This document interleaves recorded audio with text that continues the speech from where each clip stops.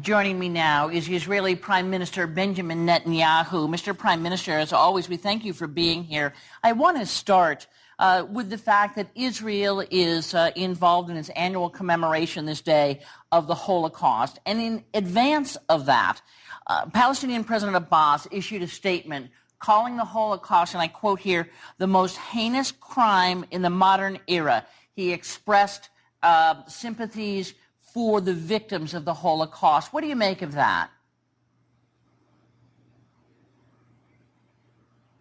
Well, I try to reconcile that with the fact that he embraced just a few days ago the Hamas terrorist organization that denies the Holocaust and openly calls for a new extermination of the 6 million Jews of Israel. So President Abbas can't have it both ways. He can't say the Holocaust was terrible, but at the same time embrace those who deny the Holocaust and seek to perpetrate another destruction of the Jewish people. I think probably what he's trying to do is damage control. I think what President Abbas is trying to do is to placate Western public opinion that understands that he delivered a terrible blow to the peace process by embracing these Hamas terrorists, and I think he's trying to wiggle his way out of it.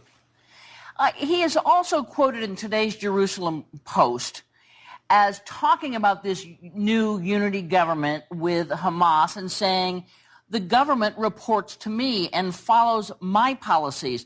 I recognize Israel, and so will the government. I renounce violence and terrorism, and I recognize international legitimacy, and so will the government. So essentially, he's saying, this is still going to be my government. It still is going to follow what I have observed and what I have said.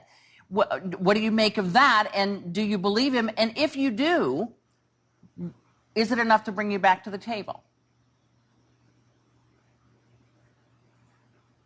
Look, I will not, as the Prime Minister of Israel, negotiate with a government that is backed by the Hamas terror organization committed to our destruction. Neither would you. You designate Hamas, the U.S., as a terrorist organization. It sends thousands of rockets into Israel. It sends scores of suicide bombers. It praised the murder of a father of 5 the other week on the way to a Passover dinner. He praised it. They praised bin Laden when he was alive as a holy warrior and condemned the United States when you killed bin Laden. This is one of the most preeminent terrorist organizations of our time. And obviously the U.S. Abhors it, as we do. And nobody expects us to negotiate with a government that is backed by it. Now, the statement that, well, I'll put forward, even though I'm in national unity with Hamas, I'm putting forward in the front office, more respectable people. We know that gambit. It's the back office, front office gambit. In the back office, the mafia sits. In the front office, you have respectable lawyers. We're not going to buy that trick. We will not negotiate with a government backed by Hamas. Unless Hamas had changed its position, unless Hamas said, I'm willing to recognize Israel. But Hamas, including after this pact with Abbas, is saying the very opposite. It's saying Israel is going to be destroyed. We'll continue the terror campaign against Israel. This is the partner that President Abbas has now joined. And I call on President Abbas, tear up your pact with Hamas. Recognize a Jewish state. Come back to a real peace process. One of the criticisms, Mr. Prime Minister, has been that prior to this, when you were dealing with Abbas, you had said, look, I don't know who I'm supposed to negotiate with. There's Hamas, and then there's Hamas and Fatah. So now there's a unity government, and you still don't want to talk to them. So there's criticism here that this was an excuse for you to walk away. Sorry, Candy. Whoa. Go ahead.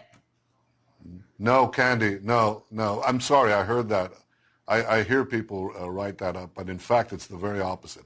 I said right from the start, I said, look, I could wait until President Abbas represents the entire Palestinian people, but in this case, we'll wait till eternity and we won't have peace. So I chose deliberately, openly, specifically, and explicitly to negotiate with that part of the Palestinian people that said it was willing to make peace with Israel. I said, we're not going to try to include the other part that seeks our extermination. And that's what I did. I've been very consistent on this. Now that he's joined them, I say this, look, unity for peace is good. Unity with Hamas that seeks to exterminate Israel, the opposite of peace, is bad. I've always been consistent on this. I negotiate with those who are willing to make peace with my country. I will not negotiate with those who seek to exterminate peace with my country, whether they sit in the front office or in the back office. That's not where I'm going to go. So, as I understand you, what you're saying is, first, for me to come back to the table in any way, shape, or form, Hamas or a top representative of Hamas would have to renounce violence and recognize Israel, or Abbas will have to not have a unity government. Is that how I read you? I think that's a fair summation. Either Hamas disavows the destruction of Israel and embraces peace and denounces terror, or President Abbas renounces Hamas. If one of those things happen, then we could get back to the peace negotiations. I hope that he renounces Hamas. I hope that he gets back to the peace table, as I've just said. Do you need the United States... The ball is in his court. It's his decision. Do you need the United States to broker an ultimate deal?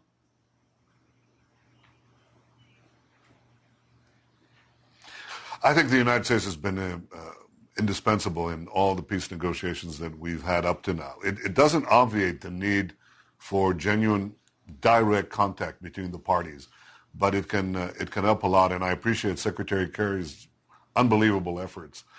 They don't always succeed, and unfortunately, President Abbas made sure of that by embracing Hamas. But I have to credit John Kerry for his efforts. I still hope that we'll find a way to peace. You know, if we can't get it through a negotiated agreement because of the composition of the Palestinian government, then we'll seek other ways. I'm not going to accept a stalemate.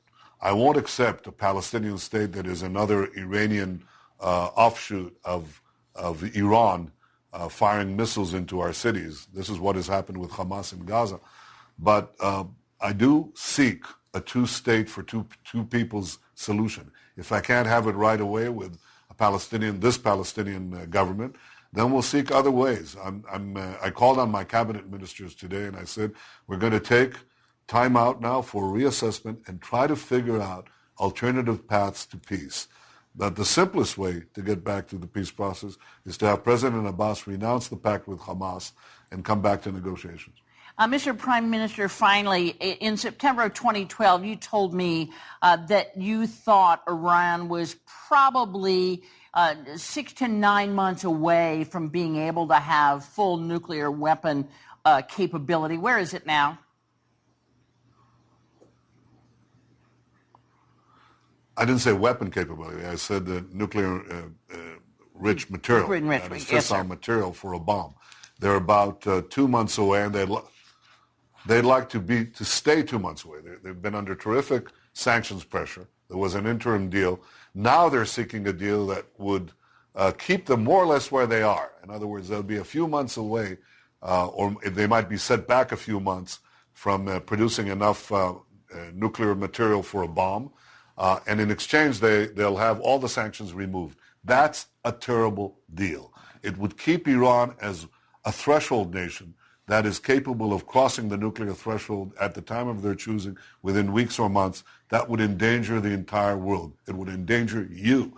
They're developing intercontinental ballistic missiles to put nuclear bombs on those missiles for you. Don't let it happen. Prime Minister Benjamin Netanyahu, thank you for your time this morning.